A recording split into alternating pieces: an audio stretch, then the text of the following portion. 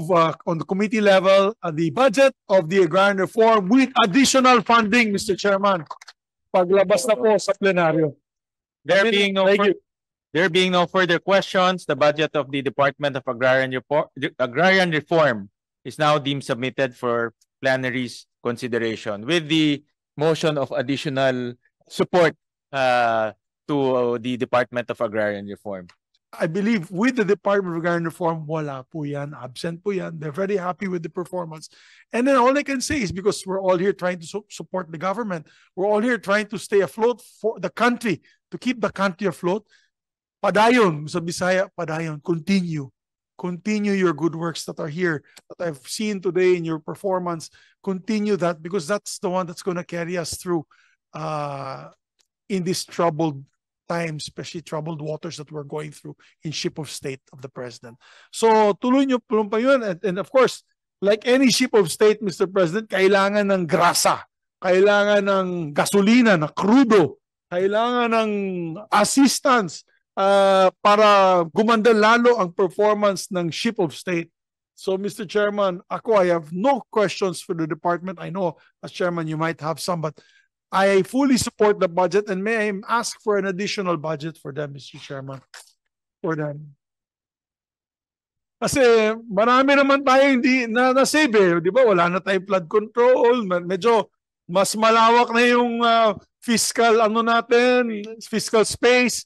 Can we give let's not be what happened to me sa DOST. I was the vice chair of the DOST last 2025 in the budget.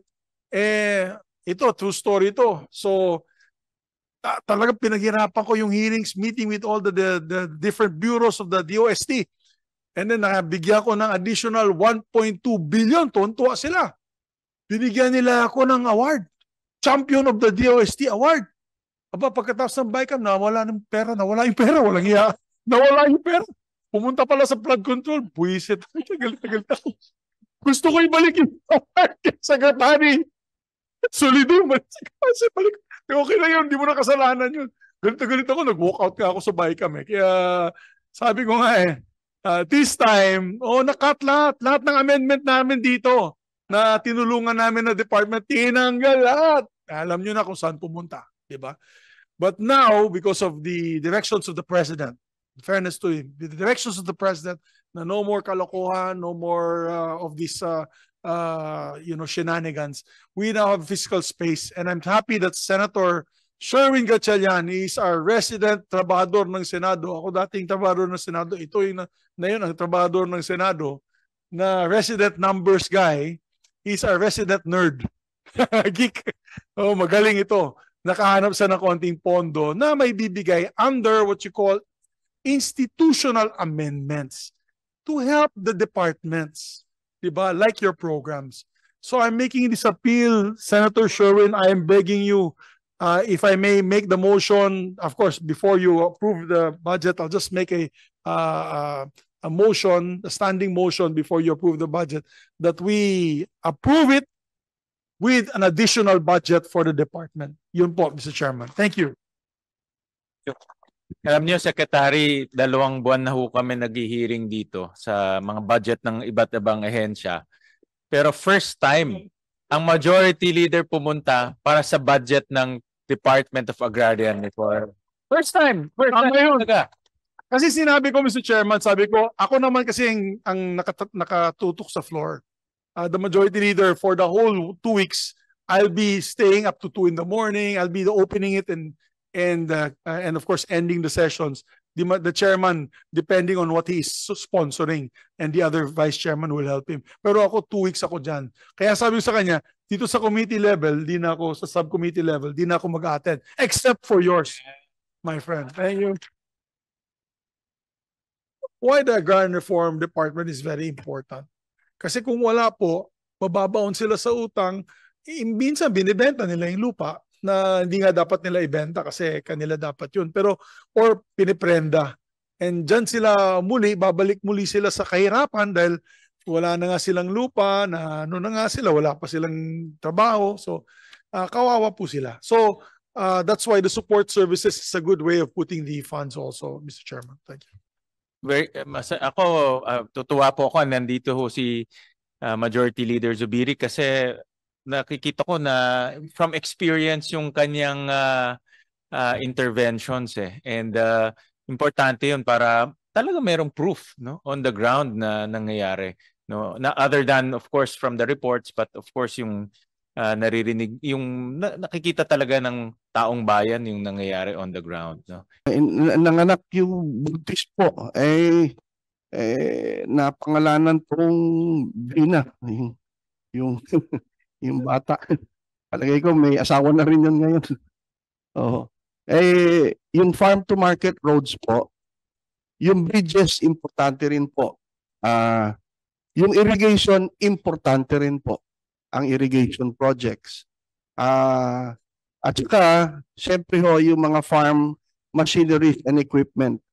Importante rin po ito kasi inumpisahan po namin i-introduce na imulat ang mata ng ating mga magsasaka sa bagong teknolohiya. Katulad doon nung sinabi ko kanina tungkol doon ho sa tissue culture laboratory ho. At marami pa ho. At kasi ho, kung yun lang lupa na binigay natin sa kanila, magsasaka sila, hindi ho sapat yun. Kailangan turuan din natin sila to go into livestock. Mag-alaga sila ng baka. Pero dapat yung tamang pagkaalaga din ng hayop. O kaya marami na hong bagong teknolohiya ngayon. In fact, pwede ka nang mag-fish pond na ang ginagamit mo tarpaulin lang. Yan ho mga bagong teknolohiya na dapat natin ituro sa atin mga magsasaka. Yan ho mga support services na ibibigay natin. Actually, yung farm to market road, although it's being demonized now, Mr. Chairman, due to overpricing, which is, you're absolutely correct pointing it out. Kung pwede tayo gumawa ng standard amount per kilometer, tapos yun ang gagamitin, wala nang variation ng double price, triple price. Maganda yan because Bukidnon, right now, the PSA has come up with its numbers. Bukidnon is the highest contributor to the agriculture GDP of the country. 6.9% ang output. So 6.9%. So ang ginawa po namin napakasimple. We put roads in all the barangays now. So whatever amendments that we had before, yan nilagay namin po sa mga barangay roads.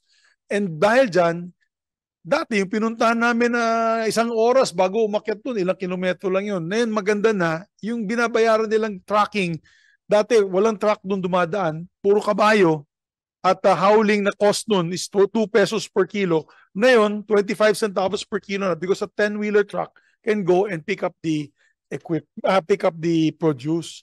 So it really helps. Basta done properly, the farm to market roads, it really helps the farmers. Ang laking bagay sa kanila. No, I think yan ang importante. Kaso lang, yun na nga, no? May mga cases na hindi tama yung ginagawa. But kagaya sa Bukidnon na even yung mga education programs sa Bukidnon, napababa yung poverty rate. So, yung mga projects done properly, malaki talaga may tutulong sa isang probinsya. But I understand also na sa DAR, iba rin yung farm to market roads, iba yung inyong execution, kaya nababantayan mabuti. Tama, Secretary? Yes, sir.